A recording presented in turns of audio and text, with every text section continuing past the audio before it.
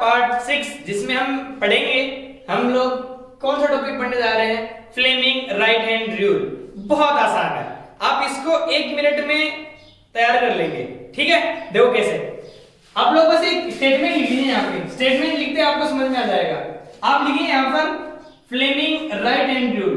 क्या लिखा आपने, F R in for Fleming right hand rule. आप लोग यहाँ पे लिख दीजिए 3 वर्ड लिख लीजिए, वी बी आई।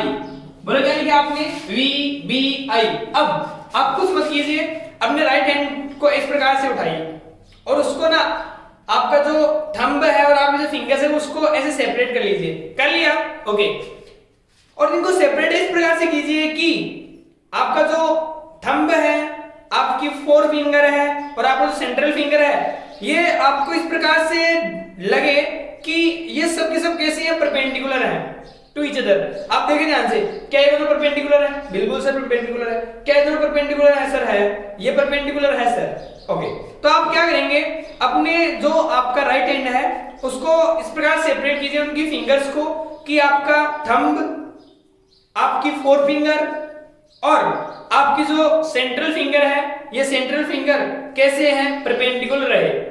तो क्या होने वाला है, अब आपके पास जो मैग्नेट थी ना, वैसे हम लोग क्या लेंगे, एक कंडक्टर लेंगे और कंडक्टर को मैग्नेटिक फील्ड में क्या कराएंगे, मोशन में लेके आएंगे। तो उससे जो इंड्यूस्ड ईएमएफ और करंट की डायरेक्शन जो है वो किससे हम लोग निकाल के लेके आएंगे, फ्लेमिंग राइट हैंड रूल। तो पहली बात आपके दिमाग में क्लियर हो जाना चाहिए, फ्लेमिंग का राइट हैंड रूल किस काम में आता है, वो काम में आता है इंड्यूस्ड ईएमएफ और इंड्यूस्ड करंट की डायरेक्शन को शो करने के लिए। बात समझ आ गई आपको, okay.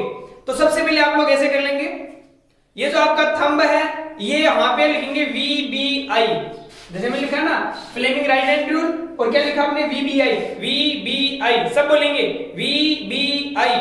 V direction of velocity, जिस डायरेक्शन, ये किसकी डायरेक्शन को शो कर रहा है, ये वेलोसिटी डायरेक्शन को शो कर रहा है कि आपके पास जो कंडक्टर है ना वो कौन सी डायरेक्शन में मोशन कर रहा है। बात समझ आ रही है? तो ये किसकी डायरेक्शन है, जो आपका थंब है वो किसको डिनोट करता है, वो डिनोट करेगा आपके जो आपका कंडक्टर है उसके मोशन की डायरेक्शन को शो करेगा, ओके। फिर ये कौन है, ये 4 फिंगर, ये 4 फिंगर किसको डिनोट कर रही है, B denote for magnetic field. तो 4 फिंगर किसको बताए, मैग्नेटिक फील्ड को शो करे। देन ये जो आपकी सेंट्रल फिंगर है, ये सेंट्रल फिंगर किसको बताएगी, I denoted for current, induced current. तो सुनेंगे ध्यान से क्या, कि आप लोग क्या करेंगे, अपने राइट हैंड को सेपरेट कर लेंगे और सेपरेट इस प्रकार से करेंगे कि कौन कौन, आपका थंब, 4 फिंगर और सेंट्रल फिंगर ये कैसी रहे, परपेंडिकुलर रहे।